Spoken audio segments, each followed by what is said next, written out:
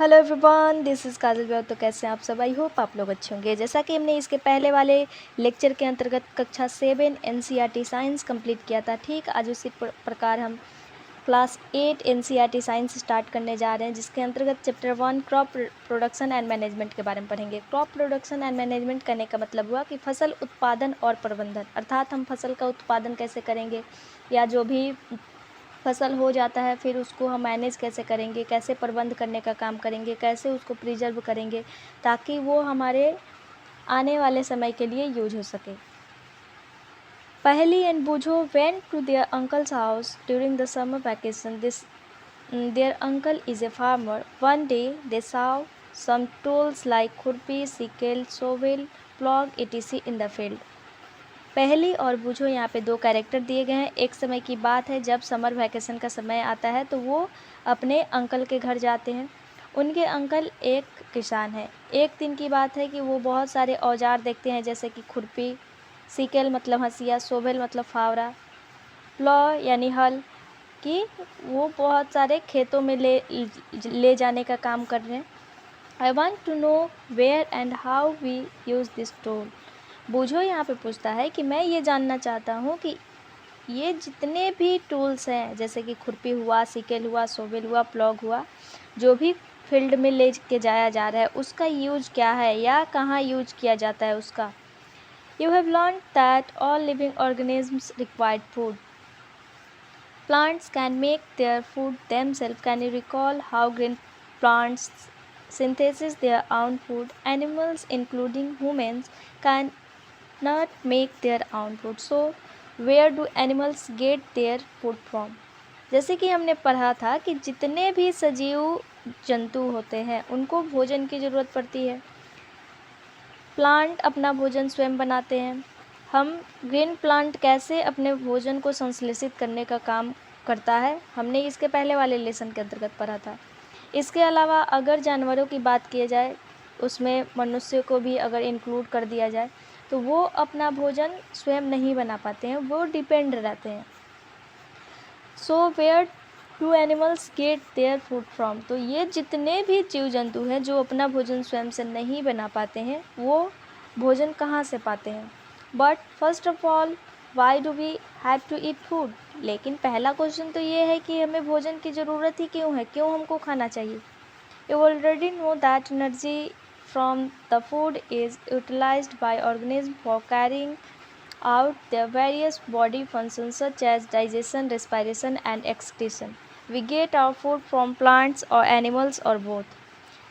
हमने इसके बारे में भी पहले ही जानकारी प्राप्त कर लिया था कि हम भोजन क्यों करते हैं, क्योंकि भोजन से हमें एनर्जी मिलती है और वो एनर्जी जितने भी जीव के अंदर जो भी क्रियाकलाप करना होता है, जो भी एक्टिविटी करनी होती है, उसको वो फंक्शन करने का काम करता है, जैसे कि डाइजेशन हुआ, रेस्पायरेशन हुआ, एक्सक्रीशन हुआ, अर्थात पाचन की क्रिया हुआ या श्वसन की क्रिया हुआ या उत्सर्जन की क्रिया हुआ। हम अपना भोजन पौधों और एनिमल्स दोनों से प्राप्त करते हैं। कैसे?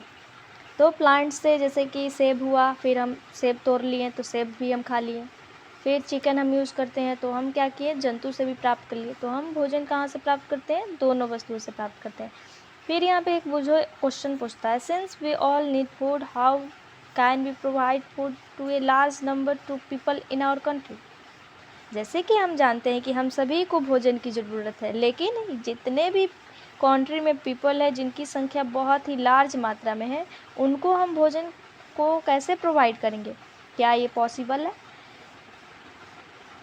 Food has to be produced on a large scale. तो यहाँ पे पहली एक कैरेक्टर है जो बोलती है कि फूड को हम क्या कर सकते हैं, एक बड़ी स्केल यानी बड़ी मात्रा में हम इसका उत्पादन कर सकते हैं। In order to provide food for a large population, regular production, proper management and distribution is necessary.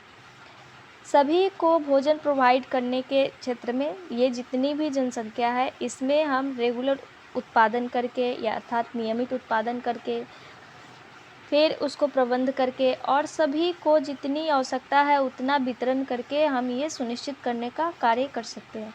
Agriculture practices अर्थात कृषि से संबंधित कुछ कार्य। Till 10,000 BCE people were nomadic. They were wandering in groups from place to place in search of food or shelter. 10,000 ईसा पूर्व तक people जो थे वो नोमैडिक थे, अर्थात घुमंतु थे। वो अपना भोजन और आवास के लिए एक स्थान से दूसरे स्थान ग्रुप्स बना के घुमंतु जैसा वो अपना जीवन व्यतीत करते थे। They ate raw fruits and vegetables and started hunting animals for food. उनके द्वारा जितने भी कच्चे फल है, सब्जियां हैं, और बाद में जैसे जैसे समय बीता उन्होंने जीव जंतुओं को मारना स्टार्ट किया। किस लिए? तो अपने भोजन के लिए। लेटर बाद में they could cultivate land and produce rice, wheat and other food crops, thus was born agriculture. बाद में उन्होंने भूमि पे खेती करना स्टार्ट किया, जिसके माध्यम से उन्होंने राइस को प्रोड्यूस करना, वेट प्रोड्यूस करना, या और भी अन्य जो भोजन से जुड़े हुए फसल है। इस प्रकार एग्रीकल्चर का शुरुआत हुआ, अर्थात कृषि का शुरुआत हुआ। When plants of the same kind are cultivated at one place on a large scale, it is called a crop. जब हम एक ही प्रकार के पौधे को बहुत ही बड़ी मात्रा में एक ही स्थान पे उगाने का काम करते हैं, उसको हम बोलते हैं क्रॉप, अर्थात फसल। फॉर एग्जाम्पल, उदाहरण के तौर पे अगर बात करें, crop of wheat means that all the plants grown in a field are that of wheat. Crop of wheat कहने का मतलब हुआ, अर्थात अगर हम बोलते हैं कि गेहूं का ये फसल है, तो गेहूं का फसल कहने का मतलब हुआ कि हमने क्या किया कि गेहूं का जितना भी पौधा है वो एक खेत में एक ही स्थान पे बहुत ही लार्ज स्केल में फैला हुआ है। You already know that crops are different type like cereals, vegetables and fruits. हम ये भी जानते हैं कि क्रॉप्स के डिफरेंट टाइप्स होते हैं, जैसे कि अनाज, सब्जियां और फल, यानी हम तीनों उगाने का काम करते हैं। This can be classified on the basis off season in which they grow. इसको हम मौसम के आधार पे क्लासिफाई कर सकते हैं, अर्थात वर्गीकरण कर सकते हैं, जिसमें इनको उगाने का कार्य किया जाता है। India is a vast country. India एक बहुत ही वास्ट कंट्री है। The climatic condition like temperature, humidity and rainfall vary from one region to another. यहाँ पे जो क्लाइमेटिक कंडीशन है वो जैसे कि तापमान हुआ, आर्द्रता हुआ या बारिश का होना हुआ, वो एक क्षेत्र से दूसरे क्षेत्र से थोड़ा भिन्न पाया जाता है। अकॉर्डिंगली उसके अनुसार there is a rich variety of crops grown in different parts of the country. उसके आधार पे क्रॉप्स के वैरायटी जो कि डिफरेंट पार्ट्स जो कंट्री के हैं उनमें उगाया जाता है, नीचे दिया गया है। Despite this diversity two broad cropping patterns can be identified. These are, यहाँ पे दो प्रकार के क्रॉप्स का फसल दिया गया है जिसको हम बहुत ही लार्ज स्केल में उगाने का काम करते हैं। डिस्पाइट दिस डाइवर्सिटी, यानी इतनी विविधता होने के बावजूद, कहने का मतलब हुआ कि हमारे देश में बहुत सारे डाइवर्सिटी है, यानी कल्चर किसी का अलग, या फसल उगाने का पद्धति अलग, या रहने खाने का ढंग अलग, जैसे कि हमने पॉलिटी क्लास 1 में डाइवर्सिटी के बारे में पढ़ा था। यहाँ पे दो क्रॉप्स के बारे में दिया गया है, एक है खरीफ क्रॉप्स, एक है रबी क्रॉप्स। खरीफ क्रॉप्स के बारे में अगर पढ़ते हैं तो the crops which are sown in the rainy season are called kharif crops. जो हम वर्षा के मौसम में देखते हैं फसल को जो बुआई किया जाता है उसको हम खरीफ क्रॉप्स बोलते हैं, अर्थात खरीफ फसल बोलते हैं। The rainy season in India is generally from June to September, और इसका जो बुआई का पद्धति होता है वो जून से लेकर सितंबर तक होता है। जैसे कि पैडी अर्थात धान, मक्का, सोयाबीन, ग्राउंडनट, मूंगफली, कॉटन आर अर्थात कपास क्या है, खरीफ क्रॉप्स है। अगर यहाँ पे क्वेश्चन पूछता है कि खरीफ क्रॉप्स कौन कौन से हैं, तो पैडी, मेज, सोयाबीन, ग्राउंडनट और कॉटन। क्वेश्चन दूसरे टाइप से भी हो सकता है कि सोयाबीन किस प्रकार का फसल है, तो खरीफ फसल है। कब उगाया जाता है, तो जून से सितंबर उगाया जाता है। कौन से सीजन में, तो रानी सीजन में। Rabi crops, the crops grown in the winter season October to March are called rabi crops. जो फसल अक्टूबर से लेके मार्च तक उगाया जाता है उसको हम बोलते हैं रबी क्रॉप्स, अर्थात रबी फसल। ये सामान्यतः विंटर का सीजन होता है। Examples of rabi crops wheat, gram, pea, mustard and linseed. Example का अगर बात करें तो गेहूँ, चना, मटर, सरसों और तीसी। बिसाइड दिस, इसके अलावा pulses and vegetables are grown during summer at many places. जो दाल है बहुत प्रकार के और सब्जियां हैं उनको भी समर टाइम में उगाने का कार्य किया जाता है बहुत ज़्यादा प्लेसेस पे। तो यहाँ पे क्वेश्चन अगर पूछता है कि रबी क्रॉप्स के एग्जांपल क्या हैं, तो wheat, gram, pea, mustard and linseed हो जाएगा। अगर दूसरे टाइप से पूछता है कि लिनसीड किस प्रकार का फसल है, खरीफ है या रबी है, तो रबी क्रॉप्स होगा। कब उगाया जाता है, तो अक्टूबर से मार्च तक उगाया जाता है। कौन से सीजन में, तो विंटर सीजन में। अगर डिफ्रेंशिएट करने का बोलता है कि आपको कि खरीफ और रबी क्रॉप का डिफ्रेंशिएट कीजिए अर्थात अंतर दर्शाइए, तो kharif crops sown in the rainy season 1 point, rabi crops sown in the winter season basically June to September. इसमें बेसिकली क्या हो जाएगा, तो October to March. Example paddy में सोयाबीन, ग्राउंडनट, कॉटन। इसमें example wheat, gram, pea, mustard and linseed. इस प्रकार हम एग्जाम्पल भी दे सकते हैं।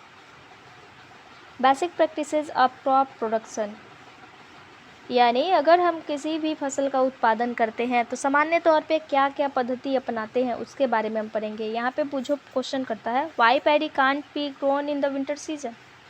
हम पैडी को अर्थात धान का उत्पादन विंटर सीजन में क्यों नहीं कर पाते हैं, तो यहाँ पे पहली आंसर देती है paddy requires a lot of water therefore it is grown only in the rainy season. की जो धान है उसको पानी की बहुत ही ज़्यादा ज़रूरत पड़ती है ग्रो होने के लिए, इसीलिए इसका खेती जो होता है वो रेनी सीजन में होता है। Cultivation of crops involves several activities undertaken by farmers over a period of time. जो कल्टीवेशन ऑफ क्रॉप है अर्थात फसल का जो खेती का प्रक्रिया है उसके लिए बहुत सारे एक्टिविटी इन्वॉल्व इसमें है जिसको किसानों द्वारा परफॉर्म करने का काम किया जाता है और ये कुछ अवधि के लिए ही होता है। You may find that these activities are similar to those carried out by a gardener और even by you when you grow ornamental plants in your house. इस पद्धति को हम समान रूप से मान सकते हैं, जैसे कि कोई गार्डनर द्वारा कोई प्लांट लगाया जाता है या इसके अलावा हम अपने घर पे ऑर्नामेंटल प्लांट्स लगाते हैं अर्थात सजावटी पौधे लगाने का काम करते हैं, तो ये पद्धति हम भी अपना सकते हैं। दीज एक्टिविटीज़ और task are referred to as agriculture practices which are listed below.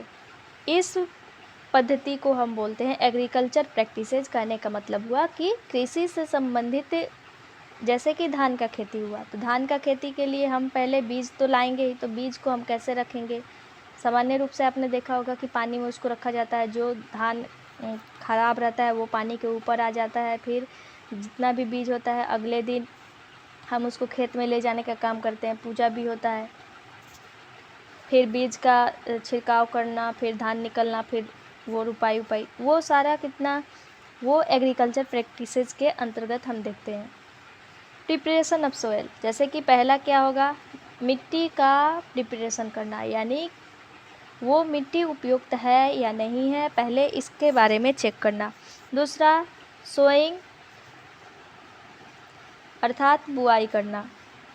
Adding manure and fertilisers, उसके बाद खाद और उर्वरक कितना ज़रूरत है उसको ऐड करने का काम करना। इरिगेशन अर्थात सिंचाई करना, पानी देना। प्रोटेक्टिंग फ्रॉम वीड्स अर्थात अगर खरपतवार उस फसल में आ जाते हैं उनसे उसको प्रोटेक्ट करने का काम करना। हार्वेस्टिंग, फिर उसको कट करना। स्टोरेज अर्थात भंडारण करना, यानी जो भी फसल हो गया, जैसे कि हम क्या करते हैं कि जैसे गेहूं का खेती होता है तो गेहूं लास्ट में होता है तो हम क्या करते हैं सारा विनोइंग के माध्यम से, फिर दवाई के माध्यम से हम क्या करते हैं उसको बाद में जितना भी बीज निकलता है उसको हम साइलों में जाके भर देते हैं, जो कि बहुत समय तक चलता है। प्रिपरेशन ऑफ सोइल के बारे में पढ़ेंगे अर्थात मिट्टी के बारे में। The preparation of soil is the first step before growing A crop. किसी भी फसल को उगाने के पहले हम प्रिपरेशन ऑफ सोइल करते हैं अर्थात मिट्टी का मरम्मत करने का काम करते हैं, जो कि पहला स्टेप है। One of the most important task in agriculture is to turn the soil and loosen it. ये बहुत ही एक महत्वपूर्ण टास्क है जिसमें सोइल को बहुत ही लूज किया जाता है, अर्थात कहने का मतलब हुआ कि अगर हम जुताई नहीं करवाते हैं खेत का तो बीज अंदर नहीं जाएगा। बीज जब अंदर नहीं जाएगा तो रूट ज़्यादा नीचे तक नहीं जाएगा तो फसल अच्छे से नहीं होगा। इसके लिए this allows the root to penetrate deep into the soil. ये क्या करता है, जैसे कि अभी हमने बताया कि अगर मिट्टी लूज नहीं रहता है तो रूट डीप नहीं जाएगा, अर्थात पेनिट्रेट करने का मतलब वही होता है कि भेदन करना। The loose soil allows the root to breathe easily even when they go deep into the soil। और जो सोयल है वो रूट को ईज़िली ब्रेथ करने में हेल्प करता है और वो आसानी से मिट्टी के अंदर चले जाते हैं। Why does the loosening of soil allow the roots to breathe easily? जो सोयल का लूजनिंग प्रोसेस है अर्थात मिट्टी में जो ढीलापन आ जाता है वो रूट को ब्रीथ आसानी से क्यों करवाता है, अर्थात कहने का मतलब हुआ कि मिट्टी लूज हो गया, जड़ नीचे गया तो न्यूट्रिएंट्स लेना, फिर पानी अवशोषित करके फिर न्यूट्रिएंट्स को पूरे पार्ट्स में पहुंचाना, ये सारे भी कार्य होते हैं। The loosened soil help in the growth of earthworm and microbes present in the soil. जो ढीला नुमा मिट्टी होता है अर्थात जब हम जुताई कर देते हैं खेत की, वो क्या करता है, अर्थवर्म और माइक्रोब्स जो मिट्टी में उपस्थित रहते हैं उनको ग्रोथ में सहायक होता है। अर्थवर्म जो कि हम केंचुआ बोलते हैं और भी माइक्रोब्स जो रोगाणु हम इसको हिंदी में बोलते हैं वो उत्पन्न होते हैं जो बाद में फसल के वृद्धि में भी सहायता करते हैं, मॉइस्चर देते हैं जिसको हम ह्यूमस भी बोल सकते हैं। These organisms are friend of farmer since they further turn and loosen the soil and aid humus to eat। ये जितने भी ऑर्गेनिज्म हैं अर्थात जो जीव हैं वो किसान के दोस्त माने जाते हैं। जैसे कि आप केंचुआ के बारे में सुने होंगे कि किसानों का दोस्त बोला जाता है इसको। But why the soil needs to be turn and loosened, कहने का मतलब हुआ कि जो मिट्टी है उसको हमको ढीला करने का ज़रूरत क्यों पड़ता है, तो हमने ऊपर ही पढ़ा था। You learned in the previous class that soil contains minerals, water, air and some living organism. जैसे कि हमने इसके पहले ही पढ़ा था कि मिट्टी के अंदर जितने भी उपस्थित पोषक तत्व होते हैं जैसे कि वाटर, एयर और भी मिनरल्स, जो कि बाद में पोषक तत्वों के रूप में प्लांट्स को पहुंचता है और वो अपना फूड निर्माण करने का काम करते हैं। In addition dead plants and animals get decompose by soil organism. इसके अलावा जो डेड प्लांट्स और एनिमल्स हैं वो सोयल में उपस्थित जितने भी ऑर्गेनिज्म हैं उसके माध्यम से डिकम्पोज हो जाते हैं, अर्थात अपघटित हो जाते हैं, ख़त्म हो जाते हैं। In this way various nutrients in the dead organism are release back into the soil. और इस प्रकार जितने भी अलग अलग प्रकार के न्यूट्रिएंट्स हैं जो कि डेड ऑर्गेनिज्म से मिलता है वो सोयल में रिलीज हो जाता है। This nutrients are again observe by plants. और ये न्यूट्रिएंट्स दोबारा प्लांट द्वारा अवशोषित करने का काम किया जाता है। Since only a few centimetre of the top layer absorb support plants growth. और कुछ ही सेंटीमीटर जब सोयल का जो टॉप लेयर होता है वो प्लांट के ग्रोथ में उसको सपोर्ट करता है। Turning and loosening of soil brings the nutrients rich soil to the top so that plants can use this nutrients. और बाद में ये जब सोयल लूज हो जाते हैं तो जो पोषक तत्व युक्त जो मिट्टी होता है वो, जैसे कि हमने बोला कि जड़ के माध्यम से वो सारा पोषक तत्व ऑब्जर्व होगा, ऑब्जर्व होके वैस्कुलर टिश्यू के माध्यम से वो प्लांट के जितने भी पार्ट्स हैं वो सारे पार्ट्स में डिवाइड होगा जिसके माध्यम से फोटोसिंथेसिस क्रिया होगी, फिर भोजन बनेगा, फिर हम उसको यूज करेंगे। थस इस प्रकार turning and loosening of soil is very important for cultivation of crops. इस प्रकार जो मिट्टी का लूज होने का प्रक्रिया है वो बहुत ही महत्वपूर्ण प्रक्रिया है फसल की खेती में। The process of loosening and turning of the soil is called tilling और प्लॉगिंग। और ये जो मिट्टी का भुरभुरा होना या लूज होना जिसको हम बोलते हैं जुताई या tilling process, this is done by using a plough. इसको एक हल के माध्यम से करना संभव हो पाता है। Ploughs are made of wood and iron. जो हल होता है वो लकड़ी या आयरन के माध्यम से बनता है। If the soil is very dry, अगर सोयल बहुत ही सूखा है, it may need watering before plogging, तो जुताई से पहले उसको पानी की ज़रूरत पड़ती है। The ploughed field may have big clumps of soil called crumbs, जो जुता हुआ खेत होता है उसमें बहुत सारे मिट्टी के क्लम्प्स पाए जाते हैं। मिट्टी के क्लम्प्स कहने का मतलब हुआ कि मिट्टी का ढेर हम इसको बोल सकते हैं। जैसे कि जब सूखा मिट्टी होता है तो आपने ढेला हम जिसको बोलते हैं, आपने देखा होगा, इसको हम बोलते हैं क्रम्स अर्थात मिट्टी का टुकड़ा। It is necessary to break this crumb, और जब हम फसल की खेती करते हैं तो ये आवश्यक हो जाता है कि ये टुकड़े टुकड़े में विभाजित हो जाए। Levelling the field is beneficial for sowing as well as for irrigation, और ये फील्ड का जो लेवल तैयार किया जाता है ये बाद में बुआई के लिए एक बेनिफिशियल वर्क, जैसे कि सिंचाई के लिए हम जितना उपयोगी मानते हैं, यानी कहने का मतलब हुआ कि फसल के लिए जितना सिंचाई ज़रूरत है, ठीक उसी प्रकार बुआई के लिए ये प्रोसेस भी उतना ही इम्पोर्टेंट हो जाता है। Levelling of soil is done with the help of leveller, हम लेवलर के माध्यम से उस सोइल के प्रक्रिया को लेवल में करते हैं। जैसे कि आपने देखा होगा कि ट्रैक्टर के माध्यम से हम क्या करते हैं, जुताई करवाते हैं, तो एक लेवल में आ जाता है मिट्टी का स्तर। समटाइम्स कुछ समय manure is added to the soil before tilling,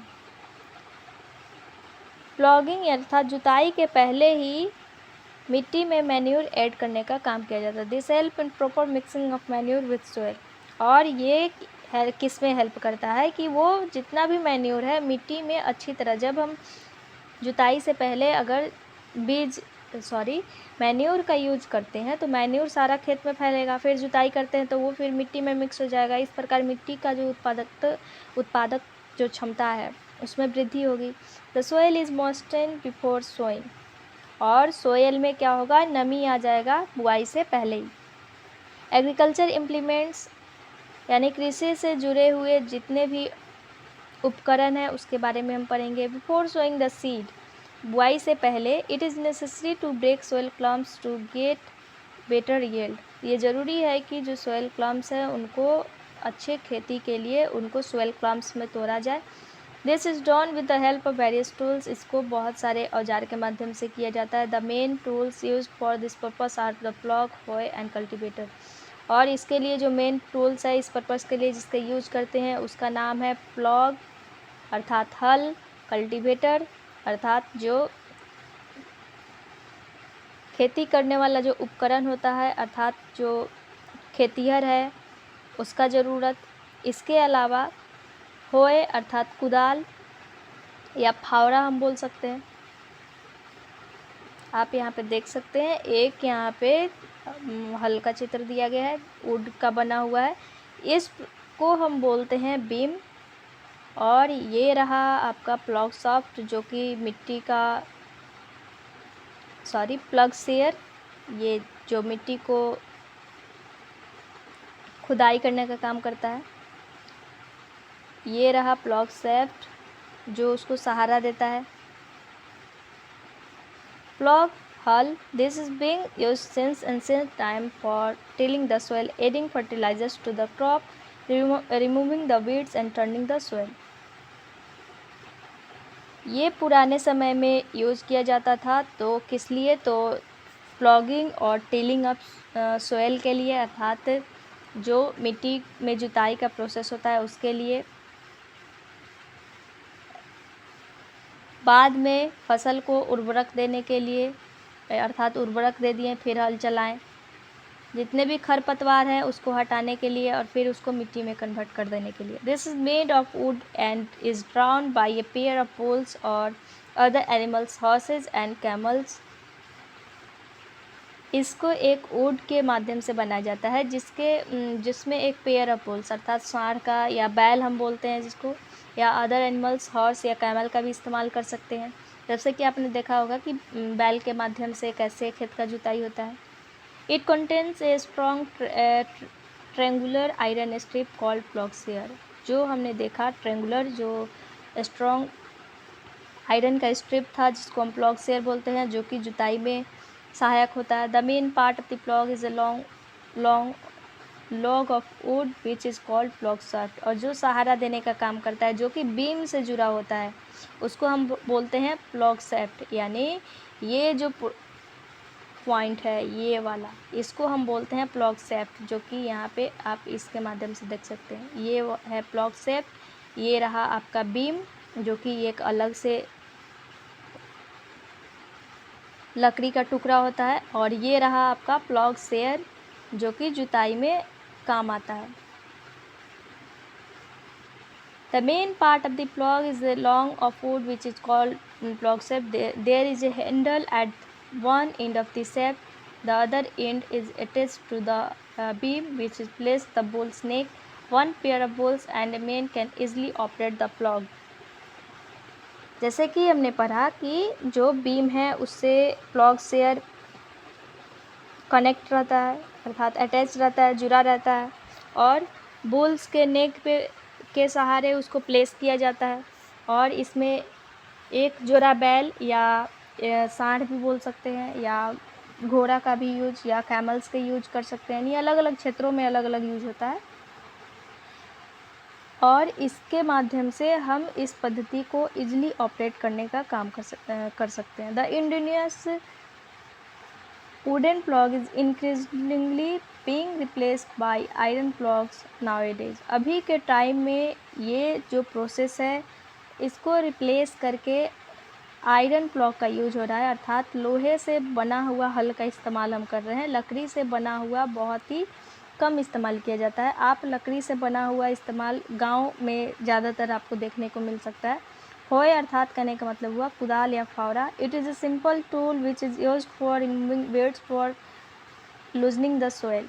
ये एक सिंपल टूल है, अर्थात सामान्य औजार है जिसको यूज हम कहाँ कहाँ करते हैं, तो खरपतवार हटाने में और मिट्टी को लूज करने में। It has a long rod of would और आयरन। ये एक वुड का लॉन्ग रॉड है या आयरन का भी हो सकता है। ये strong rod and bend plate of iron is fixed to one of its and.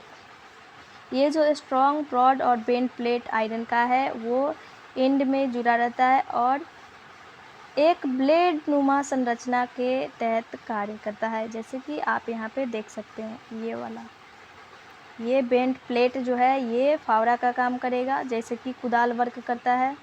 यहाँ पे इसका कुछ पॉइंट दिया गया है। ये बीम रहा जो यहाँ पे लगा हुआ है, जिसको पीपल द्वारा इसको पकड़ के खींचा जाएगा और ये फावड़ा जैसा वर्क करेगा। It is pulled by animals. इसको जानवरों द्वारा पुल्ड करने का काम किया जाता है। कल्टीवेटर अर्थात खेतीहर। Now it is plogging is done by tractor driven cultivator. अभी के टाइम में जो ट्रैक्टर चालक होता है वो खेती करने का काम करता है। The use of cultivator saves labour and time. और जब हम इस का यूज़ करते हैं अर्थात ट्रैक्टर से जुताई करने का काम करते हैं, वो मजदूरी और समय का भी बचत करता है।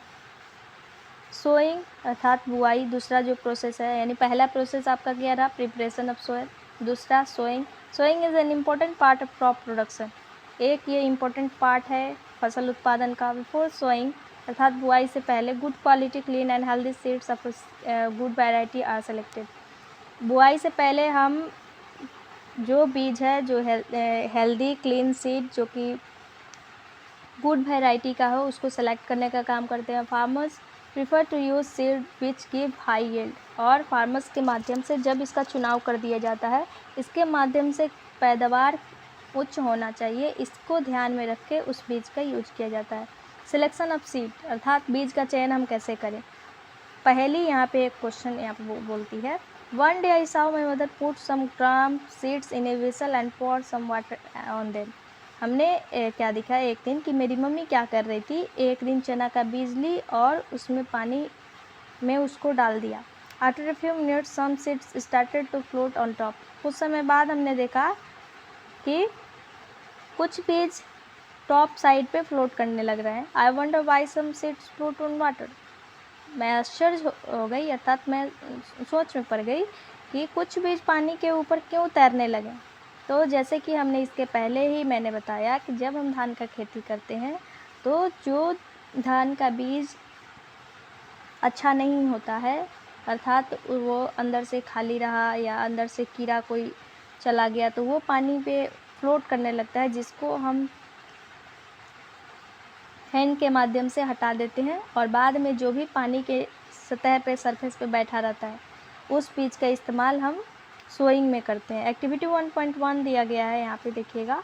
Take a beaker and fill half of it with water. एक आप बीकर लीजिए, उसको आधा पानी उसमें भर दीजिए। Put a handful of wheat seed and stir well. आप फिर क्या कीजिए, एक हाथ अपने जितना आपका हाथ है गेहूं का बीज लीजिए और उसको पानी में मिलाइए। वेट्स फॉर सम टाइम, कुछ समय के लिए आप रुकिए कि उसमें क्या स्थिति देखने को प्राप्त होती है। Are there seeds with fruit on water, क्या उनके बीज पानी के ऊपर तैरता हुआ आपको दिखाई देते हैं। वुड दोज बी लाइटर और heavier than would be sink, इसके माध्यम से पता चलता है कि कौन सबसे हल्का है और कौन भारी है। Why would they be lighter, वो हल्के क्यों होते हैं। Damage seeds become hollow and are thus lighter, जैसे कि अभी हमने धान का बीज के बारे में पढ़ा, ठीक उसी प्रकार जो गेहूं का भी बीज होता है वो अगर डैमेज रहता है वो बीज से हॉलो हो जाता है, अर्थात खाली हो जाता है। इस प्रकार जब खाली हो जाएगा तो जाहिर सी बात है उसमें कुछ नहीं रहेगा, तो वो क्या हो जाएगा, हल्का हो जाएगा। Therefore they float on water, इसलिए वो पानी पे तैरते हैं। There is a good method for separating good healthy seeds from damage ones, ये एक बहुत ही अच्छा मेथड है, अर्थात जिसके माध्यम से हम हेल्दी सीड और जो डैमेज सीड है उसमें अंतर कर सकते हैं और हमारे लिए कौन सा बीज अच्छा है उसका चयन कर सकते हैं। Before sowing, one of the important task is to know about the tools used for sowing seeds. बुआई से पहले एक और महत्वपूर्ण टास्क के बारे में जानना कि जो टूल्स का हम यूज कर रहे हैं, अर्थात कौन सा टूल्स हमको बीज बोने के लिए इस्तेमाल किया जाएगा उसके बारे में। ट्रेडिशनल टूल अर्थात परंपरागत रूप से चलता हुआ, अर्थात मैंने बहुत पहले से उसको यूज करना स्टार्ट किया है और उसी पद्धति के अनुसार हम चलते जा रहे हैं, कोई न्यू इस्तेमाल नहीं कर रहे हैं, उसको हम बोलते हैं परंपरागत। The tool use traditionally for sowing seed is shaped like a funnel, जो ट्रेडिशनली रूप अर्थात परंपरागत रूप से जो बीज को बुआई करने के लिए जो टूल का यूज किया जाता है उसका आकार एक फ्यूनल के जैसा होता है। The seeds are filled into the funnel, और उस सीड को फ्यूनल में भरा जाता है और 2 और 3 पाइप्स के माध्यम से, अर्थात उस फ्यूनल में ही पाइप लगा रहता है जिसमें बीज चारों तरफ फैलता है। This end pierce into the soil and place seed there, और उसके माध्यम से बीज डालने का काम किया जाता है। जैसे कि आप यहाँ पे देख सकते हैं कि एक फ्यूनल जैसा यहाँ पे बना हुआ है, इसमें बीज डाला गया और यहाँ पे फ्लॉग शेयर से फ्लॉग शाफ्ट जुड़ा हुआ है और क्या कर रहा है ये किसान, खेत में बीज डालने का वर्क कर रहा है। इसके अलावा ये सीड ड्रिल जो ट्रैक्टर के पीछे लगा रहता है, एक सीड ड्रिल जिसके माध्यम से जुताई किया जाता है, आप यहाँ पे देख सकते हैं। सीड ड्रिल के बारे में हम ये जानना स्टार्ट करेंगे। Now nowadays the seed drill is used for sowing with the help of tractors. ये सोइंग प्रक्रिया किसके माध्यम से होती है, तो ट्रैक्टर के माध्यम से होती है। This sows the seed uniformly at equal place and depth, ये इक्वल डिस्टेंस और इक्वल गहराई पे बीज को बोने का काम करता है। It ensures that seed get covered by the soil after sowing, ये आश्वासन देने का काम करता है कि जैसे ही बुआई ख़त्म होती है मिट्टी के अंदर सारे बीज कवर हो चुके हैं। This protect seed from being eaten by birds, ये चिड़िया द्वारा, यानी जुताई जब हो जाता है तो जब जुताई के बाद जैसे कि बर्ड्स हुए या जो छोटे छोटे जीव हुए उसके माध्यम से बीज खाने का काम किया जाता है, तो वो ये आश्वासन देता है कि इसके माध्यम से हम क्या कर सकते हैं, इसको प्रोटेक्ट कर सकते हैं। Sowing by using a seed drill saves time and labour, अब जाहिर सी बात है कि जब हम इसका इस्तेमाल करेंगे तो टाइम का बचत होगा। अगर हम कुदाल लेके अगर हम खेत में जाके खेती करते हैं, अर्थात 1 बीघा रहा या 12 बीघा रहा, तब तो बहुत टाइम लगेगा। तो इससे टाइम भी सेव होता है और मेहनत भी ज़्यादा नहीं लगता है। There is a nursery near my school.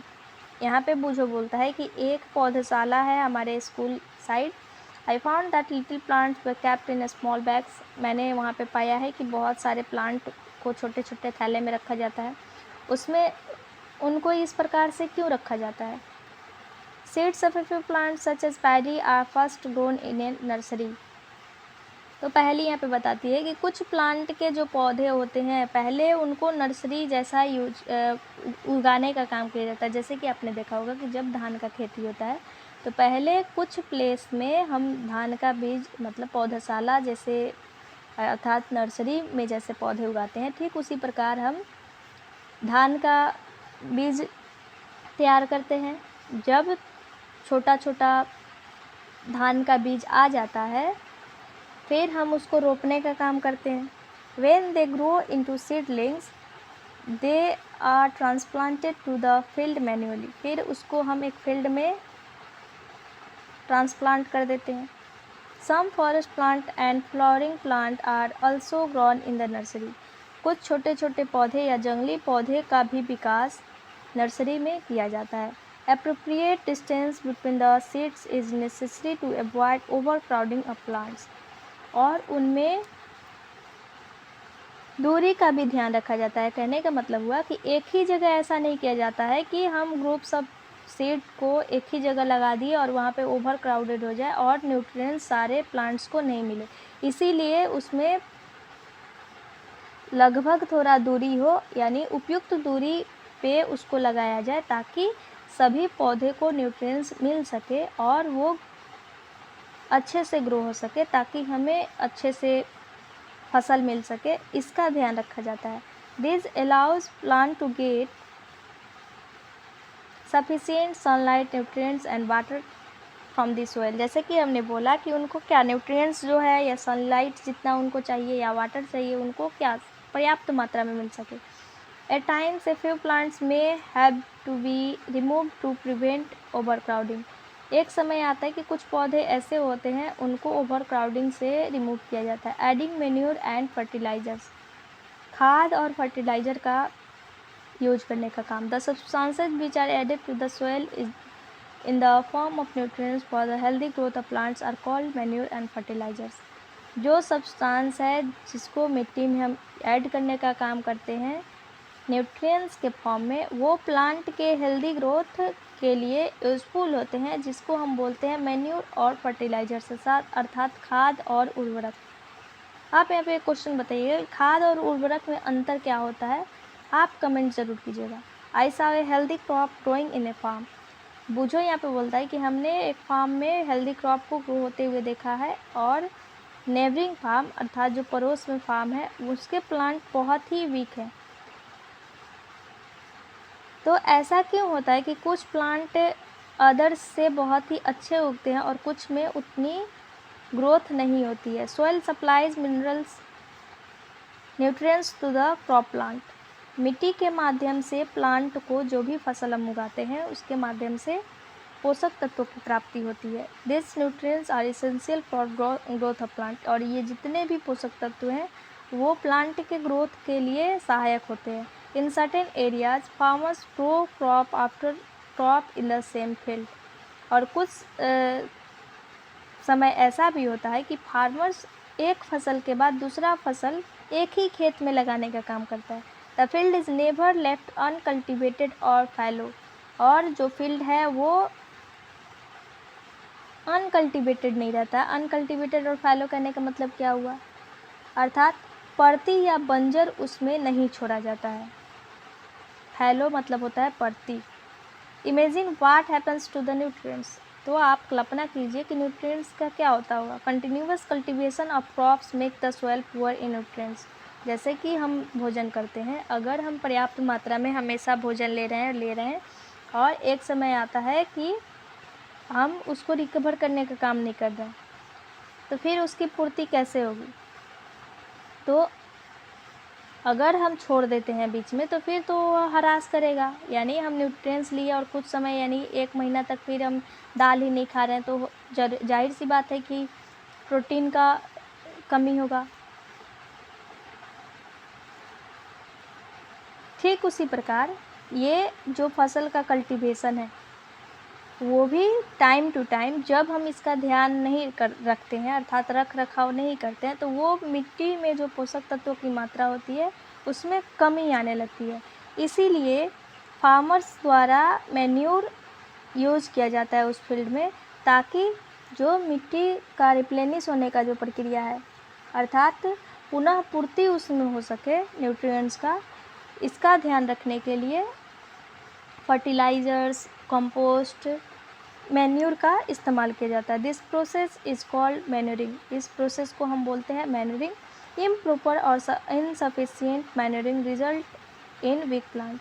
जब हम अपर्याप्त मात्रा में और अच्छा मैन्योर इस्तेमाल नहीं करते हैं तो हमें वीक प्लांट्स की प्राप्ति होती है। Manure is an organic substance obtained from the decomposition of plant और animal waste.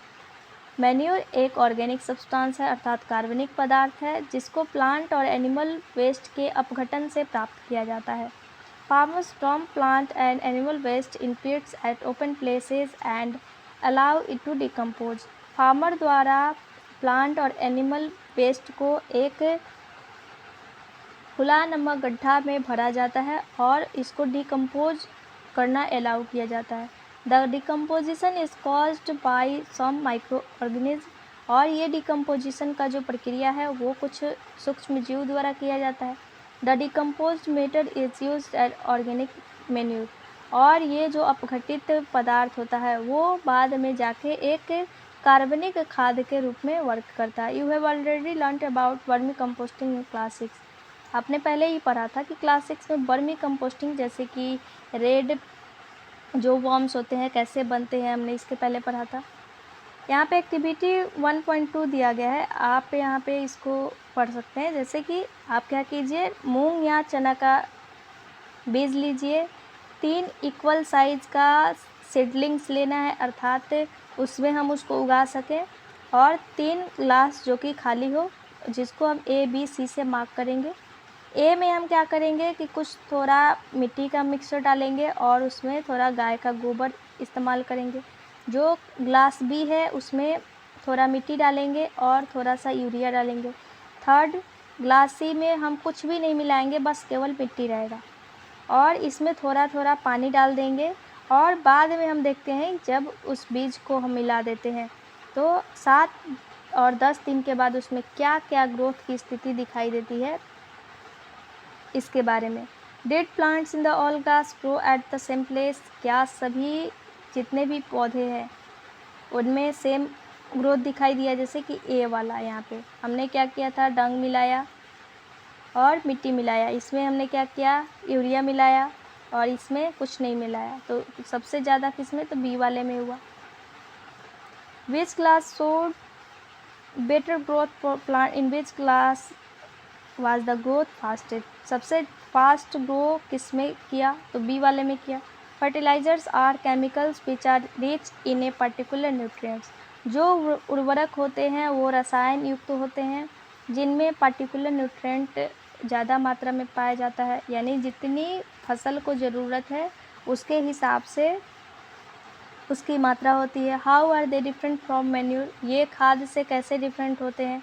Fertilisers are produce in factories. तो जो फर्टिलाइज़र्स हैं उनको फैक्ट्री अर्थात कारखाना में यूज करने का काम किया जाता है, उत्पादन करने का काम। जैसे कि एग्जांपल के बारे में बोले तो urea, ammonium sulphate, superphosphate, potash, NPK जिसमें नाइट्रोजन, फास्फोरस और पोटेशियम होता है, या DAP भी आप बोल सकते हैं इसको। और भी बहुत सारे जिंक भी होता है जिसको खेत में यूज़ किया जाता है। तो हम फर्टिलाइज़र्स के रूप में जो कि केमिकल से बना रहता है उसका इस्तेमाल करते हैं। तो मैन्योर और फर्टिलाइज़र का अगर डिफ्रेंशिएट करने का बात करें तो मैन्योर क्या, तो ऑर्गेनिक वेस्ट है, और जो फर्टिलाइज़र्स है तो इनऑर्गेनिक है। एग्जांपल्स तो ये फैक्ट्रीज़ में बनते हैं और वो डिकम्पोज किया जाता है। थर्ड इसमें urea, potash, DAP, potassium, ammonium sulphate और manure side decomposed material of cow dung या एनिमल वेस्ट या एनिमल वेजिटेबल पील्स, ये सारे उसमें आ जाएंगे। The use of fertilizers has helped farmers to get better yield to crops such as wheat, paddy and maize. ये जितना भी fertilisers का यूज करते हैं फार्मर द्वारा, इसके माध्यम से फसल की उत्पादकता जैसे कि गेहूं हो गया, धान हो गया या मक्का हो गया, उसमें वृद्धि देखी जाती है। But excessive use of fertilisers had made the soil less fertile. लेकिन जब हम इस फर्टिलाइजर्स के साथ जो केमिकल से बना हुआ जो खाद है उसका जब इस्तेमाल हम करते हैं, इसके माध्यम से जो मिट्टी का उपजाऊपन की स्थिति होता है उसमें कमी आने लगती है। Fertilisers have also become a source of water pollution. इसके अलावा जो फर्टिलाइजर्स होते हैं वो वाटर पोल्यूशन का भी स्रोत है। Therefore in order to maintain the fertility of the soil, इसीलिए मिट्टी के फर्टिलिटी को ध्यान में रखते हुए we have to substitute fertilizers with organic manure or leave the field uncultivated fallow in between two crops। इसीलिए हमें जब हम फर्टिलाइजर्स का यूज हमको करना रहता है ऑर्गेनिक मैन्योर के स्थान पे, तो जब हम 2 फसल का उत्पादन करना स्टार्ट करते हैं, यानी कहने का मतलब हुआ कि एक बार हमने गेहूं का खेती कर दिया, लेकिन हम चाहते हैं कि फिर हम उसी खेत में खेती करें, तो कुछ समय के लिए उसको फैलो छोड़ना पड़ता है, अनकल्टिवेटेड छोड़ना पड़ता है, अर्थात तो उस भूमि को हम पड़ती छोड़ देते हैं और बाद में फिर हम जिस प्रकार फसल उगाने का जो प्रक्रिया है फिर उसी को दोहराने का काम करते हैं। इस प्रकार जो मिट्टी का उत्पादक क्षमता है वो भी बना रहता है और वो फर्टाइल का जो स्थिति है उसमें कमी नहीं आती है। The use of manure improve soil texture as well as its water retaining capacity, और जो मिट्टी का सोखने का जो क्षमता होता है वो भी बना रहता है। It replenishes the soil with nutrients. ये पूरा इसका पुनः पूर्ति करने का काम न्यूट्रिएंट्स के माध्यम से होता है। Another method of replenishing the soil with nutrients is through crop rotation. इसके अलावा दूसरा अगर मेथड का बात करें जिसके माध्यम से मिट्टी में पोषण की पुनः पूर्ति कराई जाती है, उसको हम बोलते हैं क्रॉप रोटेशन अर्थात फसल चक्रण। This can be done by growing different crops alternately. इसको हम अलग अलग फसल का उत्पादन करके कर सकते हैं। Earlier farmers in northern India, जब उत्तरी भारत में जो रहने वाले जो किसान हैं वो लेगुमिनस प्लांट ग्रो करते हैं as fodder in one season and wheat in the next season, यानी चारा के रूप में एक जैसे कि फलीदार फसल हुआ और दूसरा सीजन में वेट का इस्तेमाल ग्रो करने का काम करना, यानी 2 फसल हो गया। This help in the replenishment of soil with nitrogen, और इसके माध्यम से जो सोयल में नाइट्रोजन का जो पुनः पूर्ति करने का जो काम होता है वो भी बना रहता है। Farmers are being encourage to adopt this practice. Farmers को ये प्रोत्साहित करने का काम किया जाता है कि आप इस कार्य को अपनाएं। इन द प्रीवियस क्लासेस, जैसे कि पहले क्लास में हमने क्या क्या पढ़ा था, राइजोबियम बैक्टीरिया के बारे में, जो कि फलीदार पौधे के जड़ में पाया जाता है। These are present in the nodules of roots of leguminous plant. They fix atmospheric nitrogen. इसके माध्यम से एटमॉस्फेरिक नाइट्रोजन होता है, अर्थात वायुमंडल में नाइट्रोजन का जो प्रसार होता है या वायुमंडल में कैसे उसको मैनेज किया जाए, ये उसमें सहायक होते हैं। Difference between fertiliser and manure, जो कि हमने ऊपर पढ़ा था, उसके बारे में यहाँ पे दिया गया है। फर्टिलाइज़र क्या है, तो मैन मेड इनऑर्गेनिक साल्ट है। मैन्योर क्या है, तो एक नेचुरल सब्सटेंस है जिसको डिकम्पोज के माध्यम से तैयार किया जाता है, जिसमें कैटल डंग अर्थात मवेशी का गोबर या जो भी वेजिटेबल्स पील है या जो सड़े गले प्लांट्स है उसको यूज़ करके बनाया जाता है। दूसरा, फर्टिलाइज़र को फैक्ट्री में बनाया जाता है, लेकिन मैन्योर फील्ड में भी उगाया जा सकता है। तीसरा फर्टिलाइज़र्स मिट्टी में कोई ह्यूमस प्रोवाइड नहीं करता है, लेकिन मैन्योर मिट्टी को ह्यूमस देने का काम करता है। फर्टिलाइज़र्स में बहुत ज़्यादा मात्रा में नाइट्रोजन, फास्फोरस और पोटेशियम की बहुलता होती है, लेकिन मैन्योर में ये थोड़ा कम पाया जाता है। एडवांटेज ऑफ मैन्योर, जैसे कि हमने ऊपर एक डिसएडवांटेज के बारे में पढ़ा फर्टिलाइज़र का, कि फर्टिलाइज़र का अगर हम यूज़ करते हैं तो वो पॉल्यूशन का स्रोत बनेगा। ठीक उसी प्रकार हम यहाँ पे एडवांटेज ऑफ मैन्योर पढ़ेंगे कि अगर हम मैन्योर का इस्तेमाल करते हैं तो इसके क्या क्या लाभ हो सकते हैं, क्या क्या फ़ायदे हो सकते हैं इसके बारे में, या हमको इसको क्यों यूज़ करना चाहिए, या ये फर्टिलाइज़र से क्यों ज़्यादा अच्छा माना जाता है। तो कारण है कि ये जो सोयल में वाटर होल्डिंग कैपेसिटी है इसको बढ़ाता है। दूसरा, it makes the soil porous due to which exchange of gases become easy, और जो गैस का एक्सचेंज करने का जो प्रक्रिया है ये उसको ईजी बनाता है। तीसरा, नंबर ऑफ फ्रेंडली माइक्रोब्स, इसमें जो भी माइक्रोब्स होते हैं चाहे वो अर्थवर्म हो या रोगाणु हो उसमें वृद्धि करते हैं। और टेक्सचर ऑफ सोइल अर्थात मिट्टी के टेक्सचर को बनाए रखने का काम करते हैं। इरिगेशन अर्थात सिंचाई, all living beings need water to live, सभी जो जीव जंतु हैं उनको जीने के लिए वाटर का ज़रूरत पड़ता है। वाटर बहुत ही एक इम्पोर्टेंट सोर्स है जिसके माध्यम से ग्रोथ और प्रॉपर डेवलपमेंट में यूज किया जाता है।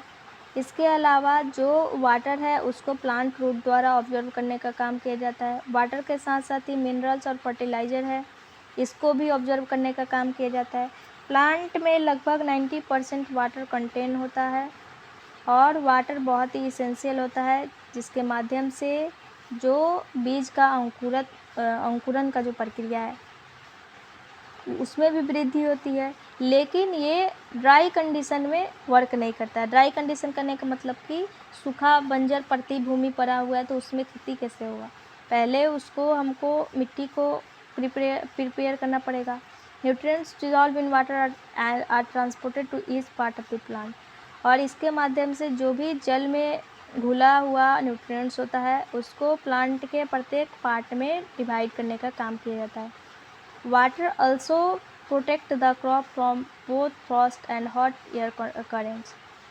इसके अलावा वाटर के माध्यम से फसल को प्रोटेक्ट करने का भी काम किया जाता है, और उसको पाला न पड़ जाए या जो भी हॉट करेंट वेव है अर्थात गर्म जो जलवायु है उससे भी बचाने का काम। To maintain the moisture of the soil for healthy crop growth field have to be water regularly, और सोयल में मॉइस्चर को बनाए रखने के लिए ताकि फसल अच्छा हो सके, उसमें वृद्धि हो सके, रेगुलर वे में वाटरिंग किया जाता है अर्थात पानी देने का काम किया जाता है। The supply of water to crops at regular intervals is called irrigation, अर्थात नियमित अंतराल पे जब हम फसल को पानी देने का काम करते हैं इसको बोलते हैं इरिगेशन अर्थात सिंचाई। The time and frequency of irrigation varies from crop to crop, soil to soil and season to season, और ये फ्रीक्वेंसी और जो समय इरिगेशन का है वो फसल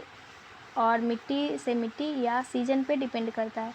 समर सीजन में दो पानी देने का काम है बहुत ही ज़्यादा, क्योंकि समर सीजन में गर्मी बहुत ज़्यादा होता है। ऐसा क्यों होता है? Could it be due to the increased rate of evaporation of water from the soil and the leaves? क्या इसके माध्यम से जो वाटर का इवोपरेशन का जो पावर है वो उसमें वृद्धि होती है, या पत्तों में इवोपरेशन का जो पावर है उसमें वृद्धि होती है? मुझे यहाँ पे क्वेश्चन करता है I am very careful this year about watering the plants. मैं इस वर्ष बहुत ही सावधान हूँ प्लांट को वाटर देने के लिए। Last summer my plants dried up and died. Last summer में क्या हुआ था कि जब मैंने पौधा लगाया था तो वो सूख गया था और बाद में ख़त्म हो गया अर्थात मर गया। सोर्स ऑफ इरिगेशन, अगर हम इरिगेशन का स्रोत का बात करें अर्थात हम किसके माध्यम से सिंचाई कर सकते हैं तो, या हम फसल को पानी देने का काम कैसे कर सकते हैं, तो वेल्स अर्थात कुआं, ट्यूबवेल्स, पोन्ड्स, लेक्स, रिवर्स, डैम्स और कैनाल्स, यानी नदियाँ, झील, तालाब, डैम के माध्यम से हम क्या कर सकते हैं, इरिगेशन कर सकते हैं। आप यहाँ पे चित्र देख सकते हैं कि रहट का इस्तेमाल, चैन पंप, ढेकली मोट ट्रेडिशनल मेथड ऑफ इरिगेशन, परंपरागत तरीका क्या क्या यूज किया जाता है, यानी बहुत पुराने समय से क्या क्या आ रहा है। तो जो भी वेल में पानी उपस्थित रहता है या लेक्स या कैनाल, उसको डिफरेंट मेथड द्वारा बहुत अलग अलग क्षेत्रों में फील्ड में पानी देने का काम किया जाता है। केटल और human labour is used in this method.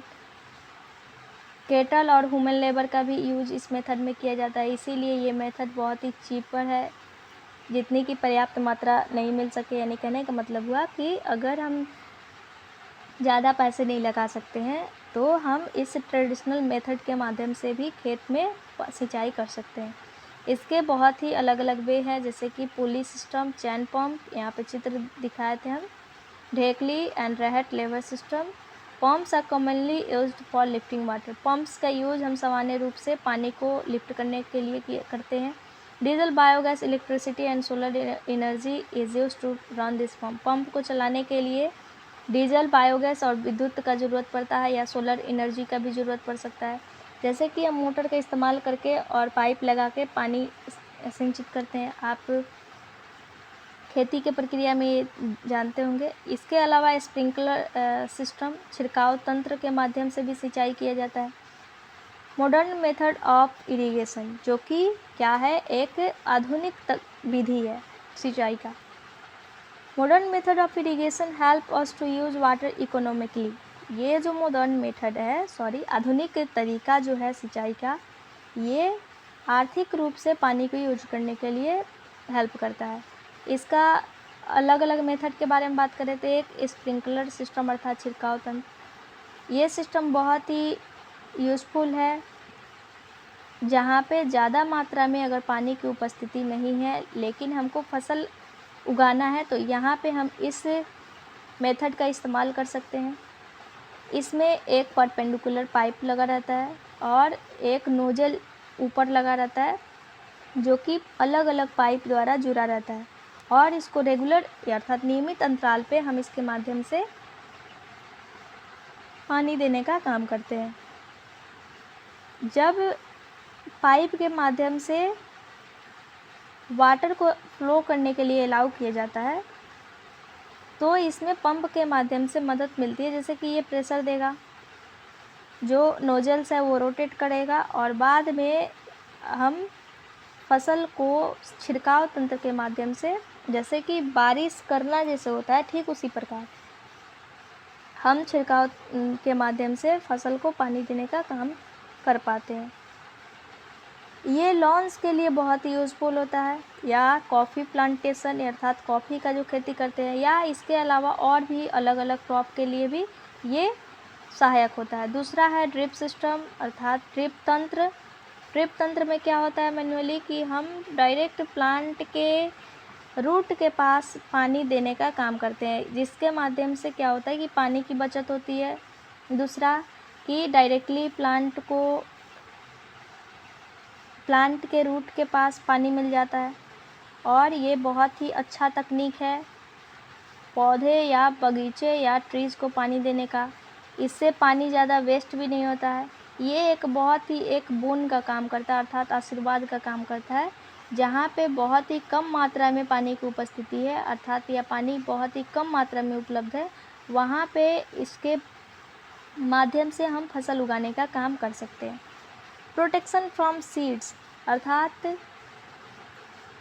खरपतवार से कैसे बचें। Boojho and Paheli went to a nearby wheat field and saw that there were some other plants in the field growing along with wet plants। पहेली और बूझो एक नज़दीक के खेत में जाते हैं जहाँ पे गेहूं का खेती हुआ है, और वहाँ पे वो बहुत ज़्यादा देखते हैं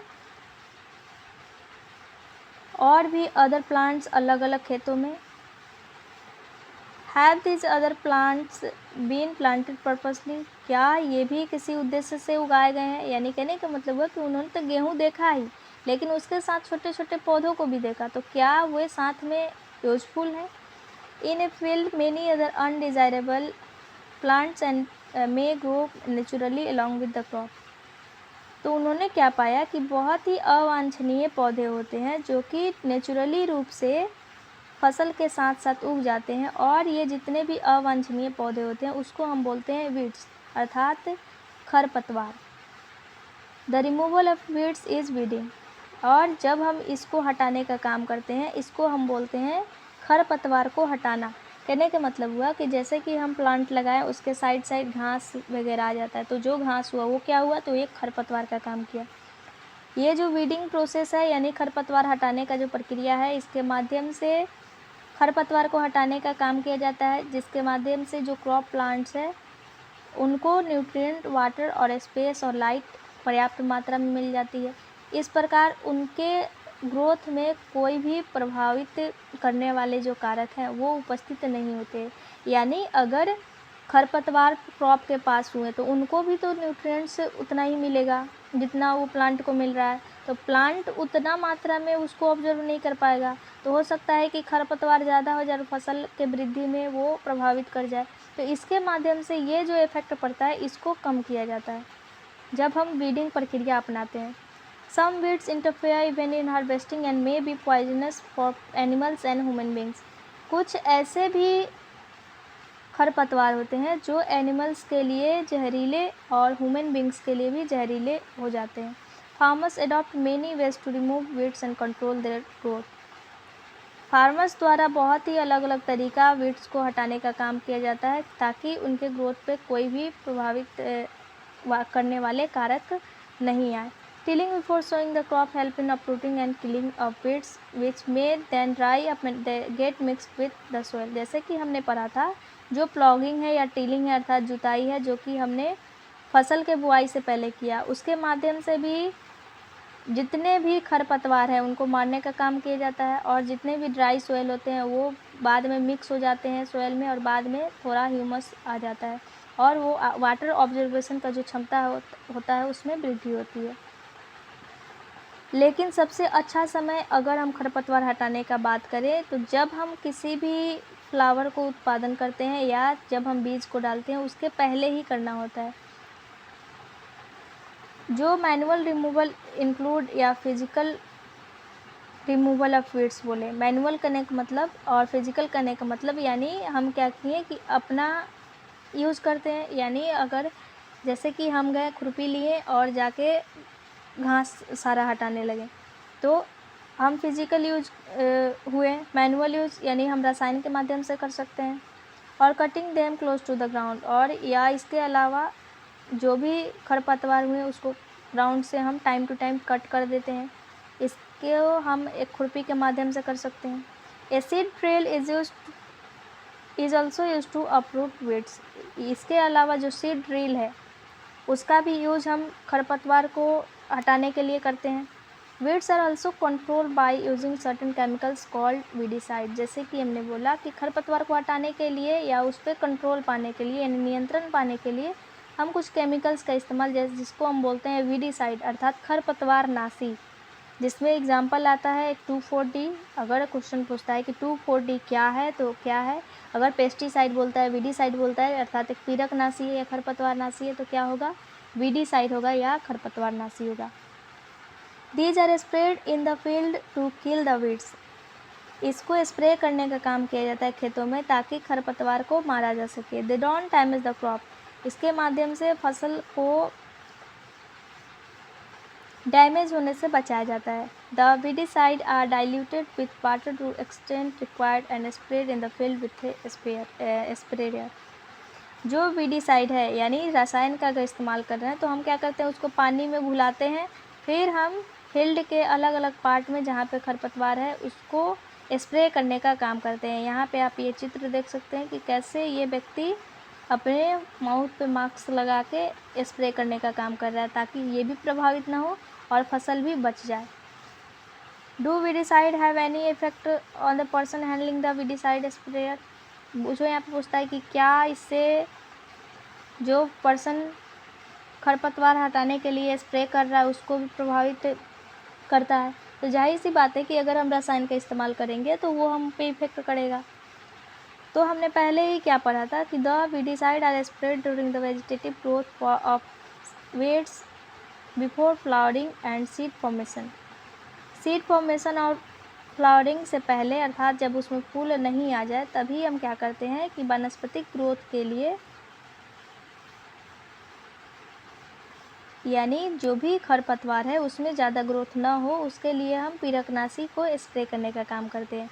जब हम वीडीसाइड को स्प्रे करने का काम करते हैं तो ये फार्मर के हेल्थ को इफ़ेक्ट करता है, इसीलिए जब वो केमिकल्स का यूज़ करते हैं तो बहुत ही सावधानीपूर्वक यूज़ करते हैं और उनको अपना नोज़ कवर कर लेना चाहिए और माउथ पे एक क्लॉथ का भी टुकड़ा, ताकि वो जो केमिकल स्प्रे कर रहे हैं उससे ज़्यादा वो प्रभावित ना हो सके। हार्वेस्टिंग अर्थात फसल की कटाई। Harvesting of A crop is an important task. Harvesting क्या है? एक बहुत ही इम्पॉर्टेंट टास्क है। जब क्रॉप का कटिंग करने का हम प्रोसेस करते हैं, जब वो परिपक्व हो जाता है उसको हम बोलते हैं हार्वेस्टिंग।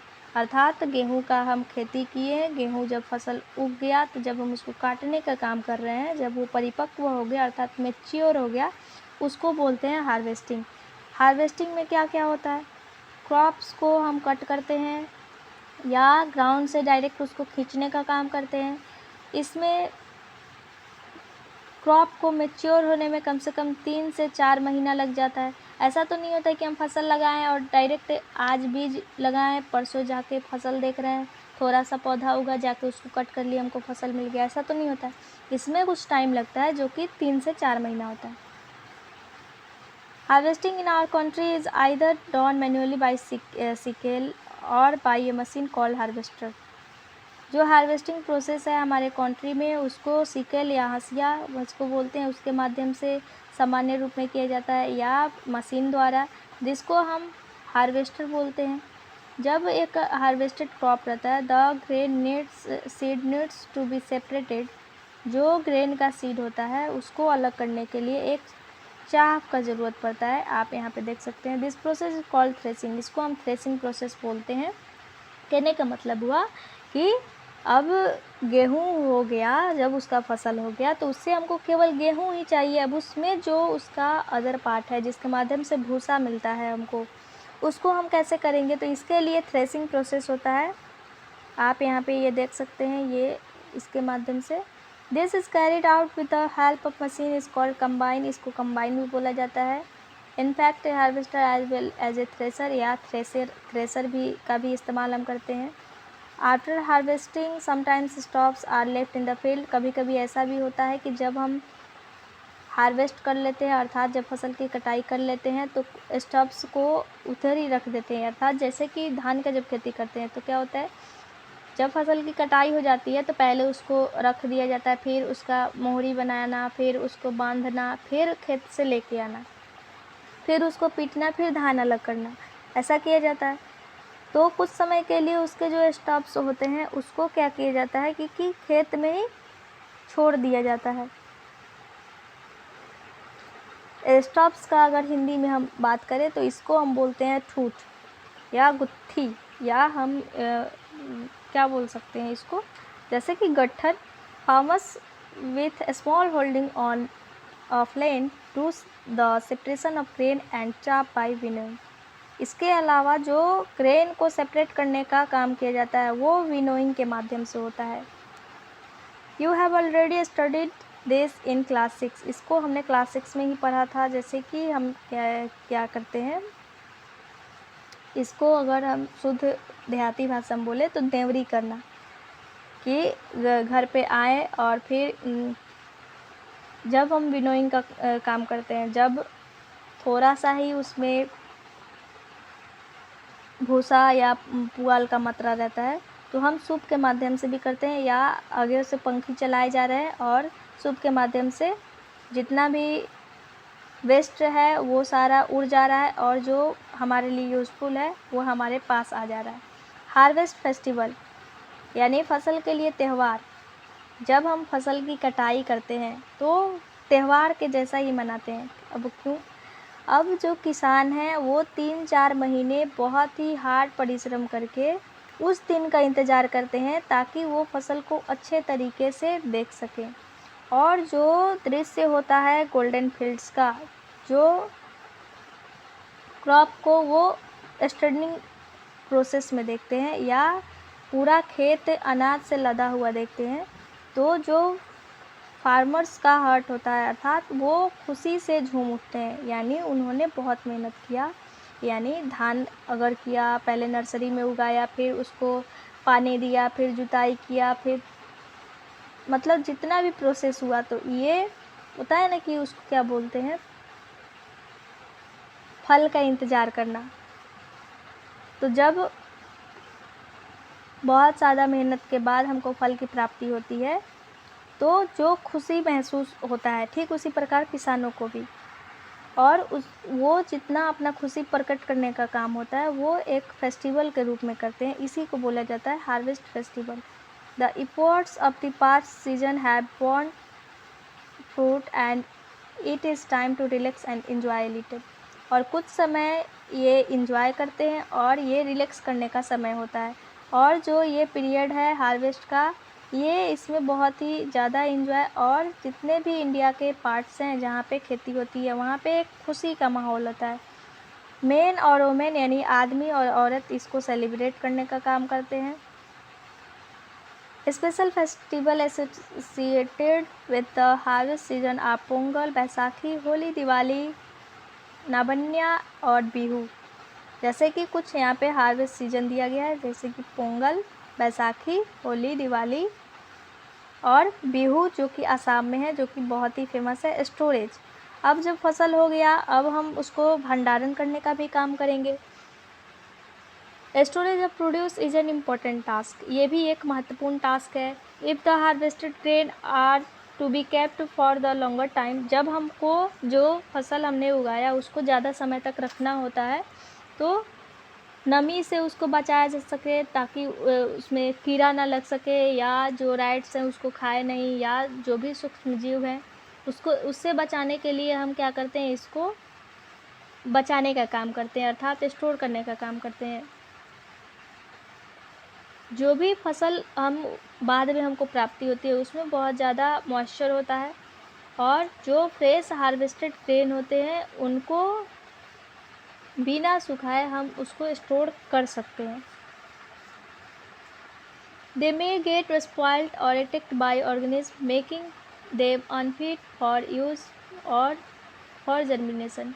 और इसके माध्यम से अगर हम ऐसा करते हैं, तो ये जितने भी ऑर्गेनिज्म हैं उसको अनफिट करने का काम कर देते हैं, या अंकुरित, या अर्थात कहने का मतलब हुआ कि जैसे कि हम धान का खेती किए, धान लेके आए, अब जब हम उसको थोड़ा धूप नहीं दिखाएं और साइलों में जाके भर दिए, तो हो सकता है कि जितने भी माइक्रोब्स है उसमें उत्पन्न हो जाए और जो भी मेहनत है उसको बेकार कर दें। हेंस बिफोर स्टोरिंग देम, इसीलिए स्टोर करने से पहले ग्रेन्स को हम सूर्य की रोशनी में बहुत ही अच्छे तरीके से सुखाते हैं, ताकि उसमें मॉइस्चर जो है वो थोड़ा उसका मात्रा कम हो जाए, और जितने भी कीड़े मकोड़े या बैक्टीरिया फंगस लगने वाला है उससे बचाया जा सके। यहाँ पे पहली बोलती है, ऐसा में mother putting some dried neem leaves in an iron drum containing wheat, I wonder why. वो देखती है कि उनकी जो मम्मी है वो कुछ नीम के पत्ते को आयरन के ड्रम में रखती है, जिसमें वो गेहूँ रखी हुई है। वो सोचती है कि ऐसा मम्मी ने क्यों किया। आप यहाँ पे साइलो देख सकते हैं कि जैसे कि FCI गोदाम है, फूड कॉरपोरेशन ऑफ इंडिया, जिसको हम भारतीय खाद्य निगम बोलते हैं, जहाँ पे साइलो बहुत सारे ग्रेन्स का दिखाया गया है, यहाँ पे स्टोर करने का काम किया जाता है। इसके अलावा यहाँ पे ग्रेनरीज हैं, जहाँ पे बहुत सारे गेहूं का बोरी दिखाया गया है। Farmers store grains in jute bag और मेटेलिक बिन्स। फार्मर्स ग्रेन को स्टोर करने के लिए जूट बैग और मेटेलिक बिन्स का इस्तेमाल करते हैं, अर्थात धातु से बना हुआ है। जैसे कि साइलो है तो धातु से बना हुआ है, मिट्टी का तो है नहीं। जूट का बोरी यहाँ पे आप देख सकते हैं, जिसको हम चट्टी का बोरा बोलते हैं। हाउएवर, हालांकि large scale storage of grains is done in silos and granaries to protect them from pest like rat and insect. इसके माध्यम से जो भी इंसेक्ट होते हैं या जो भी कीड़े मकोड़े होते हैं उससे बचाया जाता है, और हम बाद में फसल को अनाज को साइलो में भरने का काम करते हैं, उसके माध्यम से स्टोर करते हैं। ड्राइड नीम लीव्स का भी हम घर पे जो भी भोजन अनाज को स्टोर करने का काम करते हैं, उसमें यूज कर सकते हैं। जब हमको बहुत ही ज़्यादा मात्रा में अनाज का स्टोर करने का काम किया जाता है तो उसके लिए बड़े बड़े गोदाम जैसे कि यहाँ पे बनाया गया है, या अलग अलग रसायन का प्रयोग करते हैं ताकि माइक्रो ऑर्गेनिज्म और पेस्ट उसमें उत्पन्न ना हो सके। जैसे कि आपने देखा होगा कि जब हम साइलो में या बोरी में गेहूं भरने का काम करते हैं तो कुछ पाउडर रहता है जो कि पॉइजनस होता है, ताकि उसमें जो भी माइक्रोब्स है या रैट्स हैं उसका इस्तेमाल ना करें और उसके स्मेल से वो दूर रहें ताकि फसल हम बचा सकें। तो बहुत सारा केमिकल्स का यूज़ किया जाता है। फूड फ्रॉम एनिमल्स अर्थात जीव जंतुओं से भोजन की प्राप्ति। एक्टिविटी यहाँ पे 1.3 दिया गया है, कुछ टेबल बनाया गया है। फूड है, मिल्क है, सोर्स क्या रहेगा आपको यहाँ पे लिखना है। इसके अलावा जैसे कि अगर यहाँ पे पनीर हम लिख देते हैं तो उसका प्राप्ति कैसे होता है ये भी यहाँ पे, यानी जो जो हमको एनिमल से प्राप्ति होता है उसको लिखना है। इस टेबल को कंप्लीट करने के बाद हम देखते हैं कि plants animal also provide us with different kinds of food, अर्थात पौधे और जीव जंतु हमें डिफरेंट प्रकार के फूड देते हैं, अर्थात अलग अलग प्रकार के फूड देते हैं। बहुत सारे ऐसे पीपल हैं जो कि कोस्टल एरिया में रहते हैं, अर्थात तटीय क्षेत्र में रहते हैं, वो ज़्यादा मात्रा में फिश का उपभोग करते हैं अपने डाइट के लिए। अर्थात जैसे कि अगर कोलकाता का एग्जांपल ले तो कोलकाता में चावल और मछली जो होती है ज़्यादा फेमस है। जो तटीय इलाका में रहने वाले मछुआरे होते हैं या जो फिशरमैन होते हैं उनके द्वारा अपने डाइट में ये इस्तेमाल किया जाता है। इसके अलावा हमने बहुत ही अलग अलग जैसे कि प्रीवियस क्लास में हमने इसके बारे में अध्ययन किया था कि फूड हम प्लांट के माध्यम से भी प्राप्त करते हैं और इसको क्रॉप प्रोडक्शन भी इस प्रक्रिया में शामिल होता है, जिसमें बहुत ही स्टेप शामिल होते हैं जैसे कि selection of seed, sowing etc, अर्थात बीजों का चयन और बुआई। सिमिलरली सामान्यतः एनिमल्स रियर्ड एट होम्स और इन फार्म्स, जो एनिमल्स हैं वो होम और फार्म्स में भी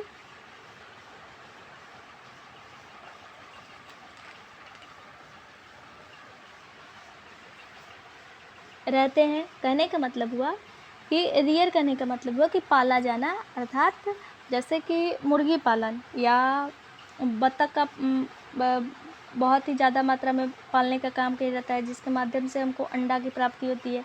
तो हम उस जो अंडा वो रहता है तो वो अंडा भी हमारे द्वारा ही इस्तेमाल किया जाता है। तो एनिमल्स के द्वारा वो फूड हमको दिया गया, हम उसको इस्तेमाल किए। Have to be provided when this is done on a large scale it is called animal husbandry। जब इसको हम बड़ी मात्रा में करते हैं तो इसको हम बोलते हैं एनिमल हस्बेंड्री, अर्थात पशुपालन। Fish is good for health. We get cod liver oil from fish which is rich in vitamin D. यहाँ पे एक पॉइंट है कि फिश हमारे हेल्थ के लिए बहुत ही अच्छा होता है। इसके माध्यम से हम कॉड लिवर ऑयल प्राप्त कर सकते हैं जो फिश में उपस्थित होता है, जिसमें विटामिन डी की मात्रा बहुत ही ज़्यादा होती है। यहाँ पे हमने कीवर्ड्स पढ़ा, agriculture practices, animal husbandry, crop, fertilisers, granaries, harvesting, irrigation, kharif, manure, plough, rabi, seed, silo, sowing, storage, threshing, weeds, weedicide और विनोइंग। और यहाँ पे कुछ पॉइंट्स दिया गया है ताकि जो कि हमने ऊपर ही पढ़ा था। जैसे कि अगर हम फूड प्रोवाइड करने का बात करें जो कि बहुत ही ज़्यादा पॉपुलेशन को अगर देना हो तो हम एग्रीकल्चर प्रैक्टिसेस अपनाते हैं, अर्थात फसल का उत्पादन करते हैं और उनकी पूर्ति करने का काम करते हैं। कुछ ऐसे प्रकार के प्लांट होते हैं जिनको एक ही प्लेस पे बहुत ही ज़्यादा मात्रा में उगाया जाता है, जिसको हम क्रॉप बोलते हैं। इंडिया में 2 तरह के फसल रबी और खरीफ पाए जाते हैं। फसल बुआई से पहले हमको प्लॉग करना और लेबलिंग करना ज़रूरत पड़ता है और इसके लिए हम हल और लेबलर का भी यूज कर सकते हैं। बीजों का जब हम बुआई करते हैं तो